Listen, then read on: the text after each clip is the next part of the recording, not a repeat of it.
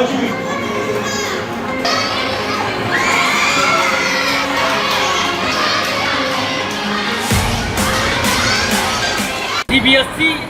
East zone girls judo championship Prayagraj में हो रहा है। इसमें जो आयोजन स्कूल है वो है गुरुकुल मॉन्टेसरी स्कूल, और इसका आयोजन यहाँ पर भव्य तरीके से किया जा रहा है। 350 से ज़्यादा खिलाड़ी यहाँ पर हिस्सा ले रहे हैं, और इसमें क्या क्या खास बातें हैं और कितना उत्साह है खिलाड़ियों का, उसको समझते हैं। यहाँ पर विद्यालय की बातचीत करते हैं। मैम आप बताइए कि जो खिलाड़ी यहाँ पर आए हुए हैं इसमें कैसा उत्साह है और किस तरह से आयोजन कराया जा रहा है।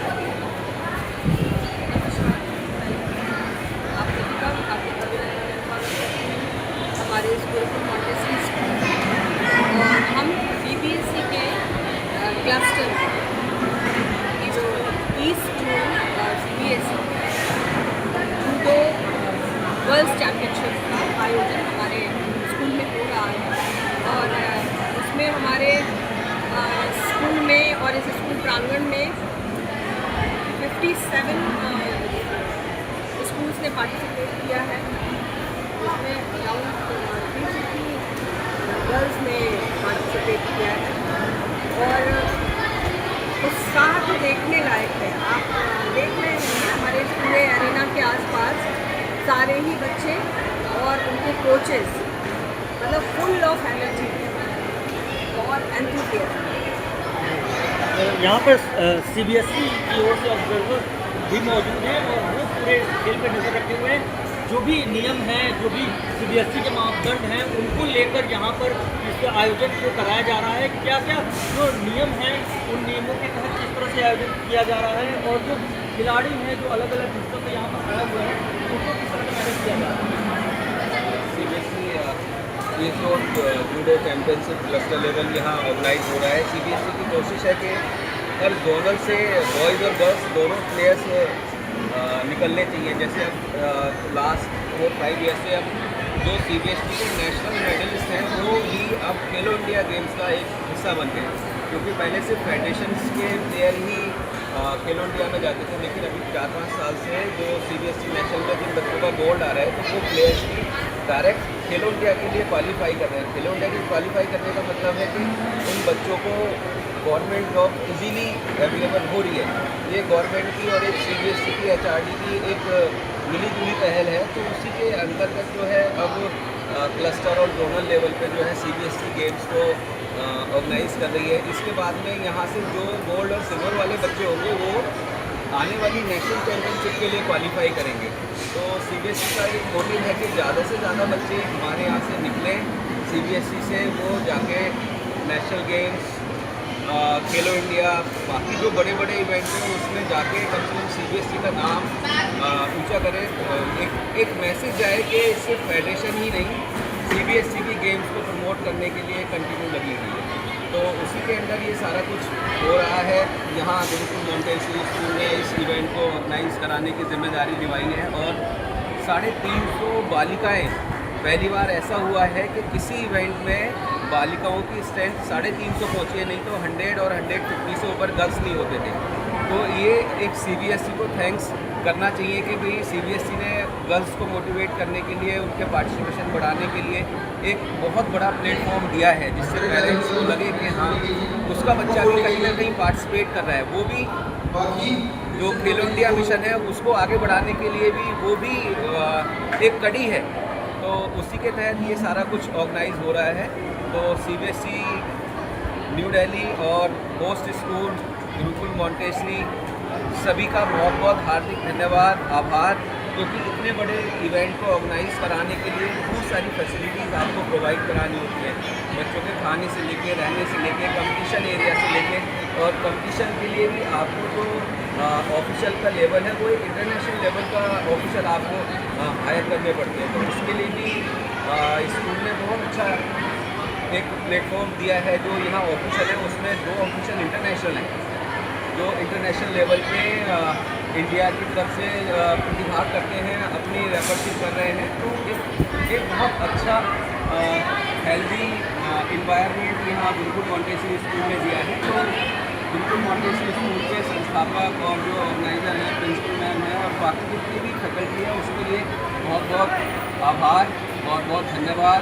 सभी का ख्याल मतलब उन्होंने आगे आए और इस जिम्मेदारी को लिया, उसके लिए सबका बहुत बहुत आभार। इस टूर्नामेंट के आयोजन में वंदना मैम विद्या की प्रधानाचार्य हैं, उनका भी अहम रोल है और पूरे आयोजन में मुख्य भूमिका निभा रही हैं। आप बताइए कि क्या क्या चुनौतियाँ रहीं इस आयोजन को कराने में और जो खिलाड़ी हैं यहाँ पर उनको आगे चल के इस आयोजन में हिस्सा लेने से क्या क्या बेनिफिट्स हो सकते हैं?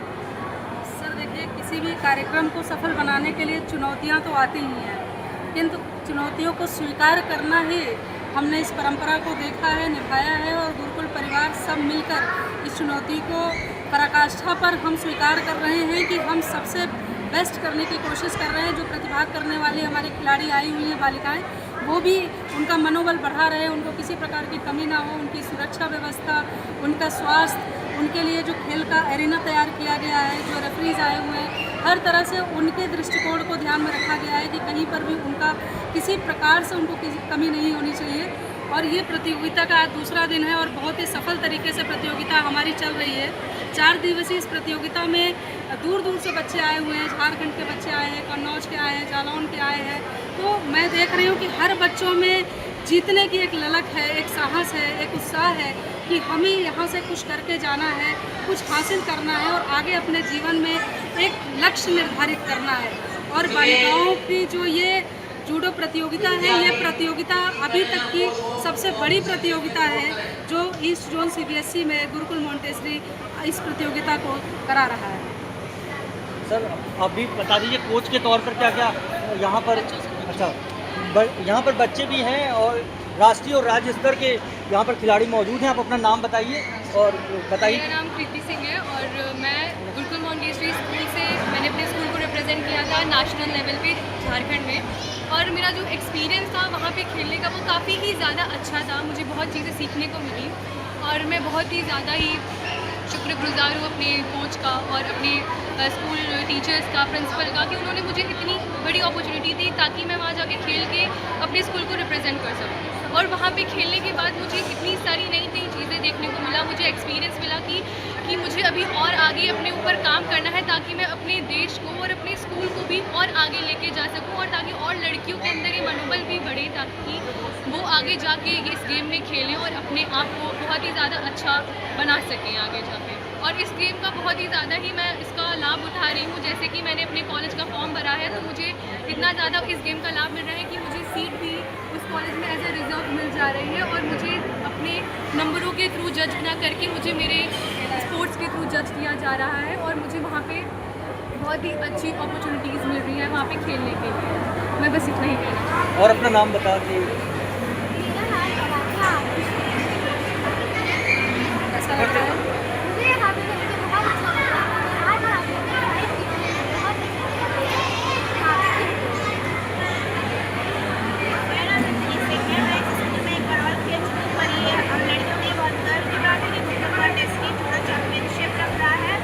हमारे अंदर बहुत साथ है, हम इसको जीतना चाहते हैं। मैं एक बार खेल चुकी हूँ, मुझे मेरा याद आ रहा चाहे तो हम बहुत कुछ कर सकते हैं। मेरा नाम अनुरेखा सिंह है और यहाँ पे खेल के मुझे बहुत अच्छा लगा, बहुत कुछ सीखने को मिला मुझे। यहाँ पर ये वंदना मैम हैं, ये आयोजन सचिव के तौर पर भी यहाँ पर मौजूद हैं और आयोजन में कुछ खास बातें हैं उनको एक बार फिर से कॉन्टैक्ट कर दीजिए और जो संदेश है जूडो खिलाड़ियों के उसको भी।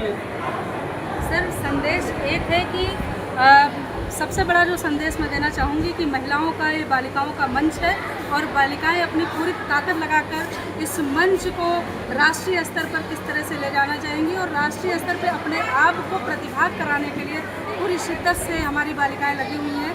यहाँ पर बच्चों के जो खाने पीने की व्यवस्थाएं हैं और जो हमारे ऑफिशियल रेफरीज आप देख रहे होंगे, सब रेफरीज यूपी जूडो फेडरेशन की तरफ से आए हुए हैं।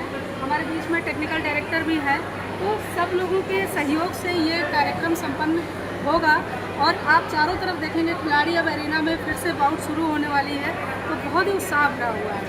Thank you so much. तो सभी खिलाड़ियों का उत्साह है, आप यहाँ चारों तरफ देख सकते हैं कि सब खिलाड़ी अब यहाँ लंच के बाद एक बार फिर मौजूद हो चुके हैं और फिर से यहाँ पर जूडो के रोमांचक मुकाबले लगातार यहाँ पर हो रहे हैं। 4 दिवसीय ये प्रतियोगिता है जिसमें 350 से ज़्यादा CBSE के स्कूलों में पढ़ने वाले बच्चे हिस्सा ले रहे हैं। अमर उजाला के लिए संवाद न्यूज एजेंसी से मैं संदीप श्रीवास्तव। आपके राज्य की खबरें, आपके शहर की खबरें सबसे पहले जानने के लिए देखते रहें अमर उजाला।